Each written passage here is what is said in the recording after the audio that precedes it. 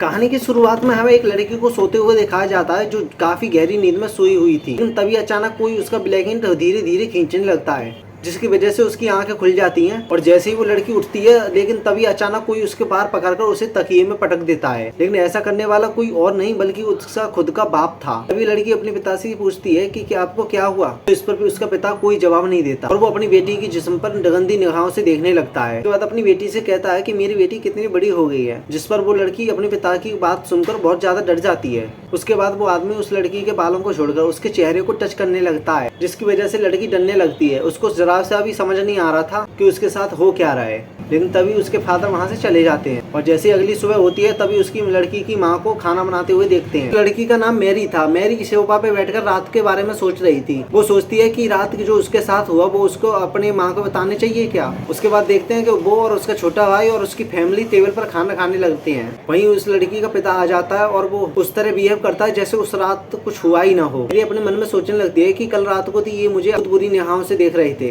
लेकिन अभी ये इतना नॉर्मल कैसे हैं। उसके बाद मैरी टेबल से उठ जाती है और वहाँ से चली जाती है। लेकिन तभी उसकी माँ आकर टेबल पर खाना जोर से पटकती हैं और वो खाने को बहुत ही अजीब तरीके से खाना लगती हैं, जैसे उन्होंने महीनों से खाना ना खाया हो। मॉम को ऐसी हरकतें करते हुए उसके देखकर बच्चे डर जाते हैं। उसके बाद उसका छोटा बच्चा खाना जैसे ही खाता है तो वो उसे पलटी कर देता है, क्योंकि और वो बताता है खाने में बहुत ज्यादा नमक है। लेकिन उसकी माँ उस खाने को उठाकर पागलों की तरह खाने लगती है। वो सोचने लगते हैं कि आखिर हमारे साथ ऐसी घटनाएं क्यों हो रही हैं। लड़की सोचने लगती है जैसे ही हम यहाँ पर दूसरी जगह शिफ्ट हुए हैं तभी से हमारे साथ कुछ अजीब तरह की हरकतें होने लगी हैं। इनके पड़ोसी इनके आंगन में कभी अजीब से स्टैचू लगा देते हैं और कभी इनके गेट के सामने मरा हुआ जानवर लटका देते हैं। वहीं उस लड़की का फादर रात में अजीब सी हरकतें उस लड़की के साथ करता है। उसके अलावा उसकी माँ भी इस तरह के पागलों की तरह खाना खाने लगती है। खाया हुआ खाना उस लड़के के मुँह में देने लगती है। लेकिन बेटा ऐसा खाना नहीं खाना चाहता और वो अपने पिता की तरफ देखने लगता है। उसका फादर कहने लगता है कि अगर तुम्हें खाना नहीं खाना तो तुम मत खाओ। तो इसे देखकर उसकी माँ उसे गुस्से में देखने लगती है। ये सुनकर उसकी माँ उस खाने को टेबल पर फेंक देती है और थोड़ी देर बाद वो सारा रखा हुआ खाना फेंक देती है। ये सब देखकर बच्चे बहुत ज्यादा डर जाते हैं और वो जोर से अपने बेटे को चिल्लाते हुए कहती है कि जो भी मैं खाना बनाया करूँ वो उसे चुपचाप खा लिया करो। वो इतनी तेज चिल्लाती है कि उसका बेटा डर के मारे रोने लगता है। बाप और बेटी को समझ नहीं आ रहा था कि आखिर मॉम को हो क्या गया है, लेकिन अभी ये सब तो सिर्फ शुरुआत थी। उसके बाद हम देखते हैं कि मैरी अपने वॉशरूम में नहा रही होती है। तभी उसके सामने अचानक कोई आकर खड़ा हो जाता है। तो अपने शीशे को साफ करती है। तभी वो अपने बहन का यहाँ पर देखकर डर जाती है। उसके बाद वो दोनों बहन यहाँ पर आ जाती हैं और छोटी बहन मैरी को बताने लगती है कि कल रात किस तरह उसके फादर उसके रूम में आए थे और उसके साथ अजीब सी हरकतें की। मैरी जब ये बातें अपनी बहन से सुनती है तो उसे यकीन नहीं होता। मैरी समझ गई थी कि उसकी छोटी बहन के साथ भी वही हुआ कि जो उसके साथ हर रात होता है। ये दोनों बहन बात कर रही होती हैं। तभी अचानक से उसके डैड वहाँ पर आ जाते हैं। कि डैड ने भी इनकी बातें सुन ली थी, लेकिन तभी अचानक से वो चाकू लगाकर इन पर हमला करने लगते हैं और मैरी उन्हें धक्का देकर अचानक गिरा देती है। उसके बाद वो दोनों लड़की अपने डैड से जान बचाकर वहाँ से भागने लगती हैं। तभी अचानक उसके बाप उसके सामने फिर से आ जाता है और मैरी के बालों को पकड़ लेता है। वो कुछ देर उन दोनों को देखते हैं और मैरी को उठाकर फेंक देते हैं। मैरी सीढ़ियों पर जाकर गिरती है, जिसकी वजह से चोट आने के कारण वो बेहोश हो जाती है। उसके बाद मैरी की बहन हीना वहाँ से डर के मारे भागने लगती है और जब वो पीछे मुड़कर देखती है तो वो पाती है कि उसके डैड उसके पीछे नहीं आ रहे हैं और उसके डैड उसके रूम में गए हैं और वहाँ से एक हथियार लेकर बाहर निकल आ रहे हैं। इतनी देर में मैरी को भी होश आ जाता है। मैरी अपनी बहन हीना को ढूंढने लगती है। तभी उसे अचानक लगता है कि उसके पीछे जैसे कोई खड़ा हो। वो जैसे ही पीछे मुड़ती है तभी उसके डैड हथियार लेकर खड़े थे। वो हथौड़े को लेकर मैरी पर हमला करने वाले ही थे। इतने में हीना जोर से चिल्लाती है, जिसकी वजह से डैड वहीं पर रुक जाते हैं। हीना एक बैट उठाकर अपने डैड के मुंह पर जोर से मारती है, लेकिन उसके डैड को कोई भी फर्क नहीं पड़ता। इसके बाद उसकी डैड ने हीना पर भी हथौड़े से हमला किया। हीना जैसे ही नीचे को झुकती है हथौड़ा गेट पर जाकर लगता है, लेकिन तभी नीचे से किसी के आने की आवाज सुनाई देती है। ये आवाज किसी और की नहीं बल्कि उसके डैड की थी, जो कि सीढ़ियों से ऊपर आ रहे थे। डैड की आवाज को सुनकर वो आदमी हथौड़ा फेंककर दूसरे रूम में चला जाता है। उसके बाद वो अपनी बेटियों को देखते हैं जो उनको देखकर डर रही थी। उसके बाद वो अपने नीचे पड़े हुए हथौड़े को देखकर ये उनसे पूछने लगते हैं, तुम ये दोनों यहाँ पर लड़ाई कर रहे थे? इस पर वो दोनों कोई भी जवाब नहीं देती। तभी उनका भाई कमरे से निकलकर वहाँ पर आ जाता है। तभी हीना और मैरी उसको वहाँ से भागने के लिए कहते हैं। बाद उनकी मॉम वहाँ पर आकर हथौड़े को उठाकर मैरी के डैड पर हमला करने लगते हैं, जिसकी वजह से मैरी के डैड को चोट लग जाती है और वो जमीन पर गिर जाते हैं। वो औरत बहुत तेजी से डरावनी रूप में हंस रही थी और वो कांच के टुकड़ों के ऊपर पैर रखकर वो बड़ी आसानी से अपने रूम में चली जाती है। लेकिन इतने में नीचे से किसी औरत के आने की आवाज़ आती है। ये आवाज़ किसी और की नहीं बल्कि उनकी असली मॉम की थी और वो आकर उनसे पूछती है कि आखिर यहाँ हो क्या रहा है। लेकिन अब सभी लोग उनसे डरने लगते हैं। लोग डरते हुए गेट का दरवाजा खोलते हैं, लेकिन अब उस रूम में कोई भी नहीं था। जिसके बाद वो टेबल पर पड़े हुए हथौड़े को देखते हैं और वो मॉम अपनी बेटियों से जाकर पूछती है कि आखिर हुआ क्या था।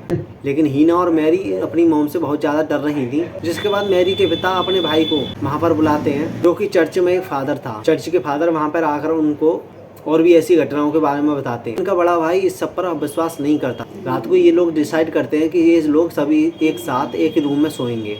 लेकिन रात में इनके छोटे बेटे को टॉयलेट आती है, लेकिन वो बिना किसी को परेशान किए अकेला ही टॉयलेट में चला जाता है। लेकिन तभी अचानक से एक बच्चा उसी की तरह दिखने वाला उनके सोने वाले रूम में आ जाता है और चाकू को उठाकर स्माइल करते हुए फादर को मारने वाला था, लेकिन वो उसको नहीं मार पाता क्योंकि जैसे किसी ने उसे रोक लिया हो। उसके बाद सुबह हो जाती है और हम देखते हैं कि फादर इन सब चीजों से अकेले नहीं लड़ सकते थे, जिसकी वजह से वो अपने सीनियर से मदद मांगते हैं। सीनियर साहब आकर बैठकर ऐसी बातें करते हैं और पूछते हैं कि आखिर उस घर में चल क्या रहा है। उसके बाद ये सभी लोग वहाँ पे जाकर प्रार्थना करते हैं। सीनियर साहब इस काम में बहुत ज्यादा माहिर थे और वो अपनी टीम के साथ ही वहाँ जाने का प्लान बनाते हैं। जैसे ही वो सभी लोग रास्ते में जा रहे होते हैं, तभी रास्ते में एक कौवा आकर उनकी गाड़ी पर अटैक कर देता है, जिसकी वजह से गाड़ी का शीशा डैमेज हो जाता है और ड्राइवर का हाथ हैंडल से हट जाता है और जिसकी वजह से गाड़ी एक खाई में जाकर गिर जाती है। दूसरी तरफ हम डैड को देखते हैं, जो अपनी बेटी मैरी को बेड से बांध रहे थे।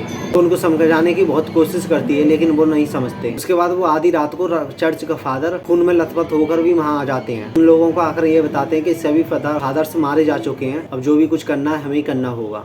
मैरी को बेड से बंधा हुआ देखकर फादर अपना काम तुरंत करना चाहते थे, लेकिन अब उन्हें अकेला डर लग रहा था। लेकिन जैसे ही उन्होंने लास्ट टाइम इस काम को करने की कोशिश की थी, उस शैतान ने इसकी पूरी फैमिली को मार दिया था। इसलिए उन्हें अब ये डर था कि अगर फिर से ऐसा अब ना हो जाए। लेकिन अगर ऐसा हुआ तो अपनी भाई की फैमिली को भी खो देंगे। लेकिन उसका बड़ा भाई कहता है कि हम अपना काम करो, इससे हमें सबको मिलकर लड़ना हो, नहीं तो वो हम सबको मार देगा। जिसके बाद फादर से बहुत सारे मिनल से जलाते हैं और थोड़ा सा पानी लेकर मैरी के ऊपर छिड़कते हैं, जिसकी वजह से मैरी चिल्लाने लगती है और वो एक छुरी को लगाकर मैरी को मारने लगते हैं। तभी मैरी उनसे पूछती है कि आखिर ये तुम ऐसा क्यों कर रहे हो। फादर से मैरी के डैड से पूछता है, क्या तुम अभी भी इस काम को कराना चाहते हो, जिस पर मैरी के डैड रोने लगते हैं। उसके बाद एक छड़ी टूट जाती है और चर्च के फादर दूसरी छड़ी को निकालते हैं। दूसरी तरफ हम वहाँ के सीन को देखते हैं, जहाँ पर आने वाले चर्च के फादर का एक्सीडेंट हुआ था। वहाँ पर एक पुलिस की गाड़ी भी आ चुकी होती है। जैसे ही वो चर्च के फादर्स को गाड़ी से निकालते हैं, वहीं गाड़ी में एक जोरदार धमाका होता है। चर्च का फादर बल्कि और कोई नहीं, मैरी के डैड के भाई था। लेकिन अभी जो रूम में मैरी के साथ ये सब कर रहा था, वो कोई फादर नहीं बल्कि वही शैतान था और वो मैरी को बिना बेवजह दर्द दे रहा था। लेकिन मैरी की मॉम से ये सब बर्दाश्त नहीं होता। वो फादर्स को रोकती है और कहती है कि ऐसा करने से मेरी बेटी मर जाएगी, और वो फादर्स को कसकर पकड़ लेती है। इसके बाद मैरी के पिता उसको जेल से धक्का देते हैं और कहते हैं तुम इस काम को करते रहो। लेकिन अचानक से मैरी की माँ के साथ उसके डैड उसका गला दबाने लगते हैं। मैरी के पिता जैसे ही अपने भाई की तरफ देखते हैं तो वो ये सब देखकर डर जाते हैं, क्योंकि पादरी के चेहरे पर एक डरावनी मुस्कान थी।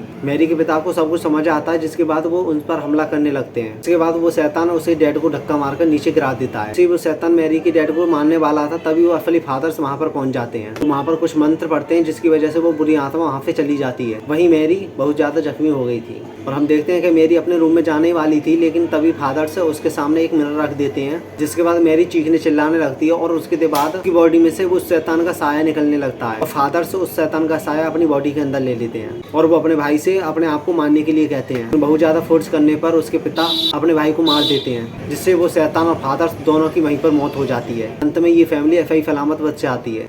और इसी के साथ इस स्टोरी को हम यहीं पर ख़त्म करते हैं। और गाइस, वीडियो कैसी लगी वीडियो को कमेंट में जरूर लिख देना और वीडियो को लाइक और चैनल को सब्सक्राइब जरूर कर देना।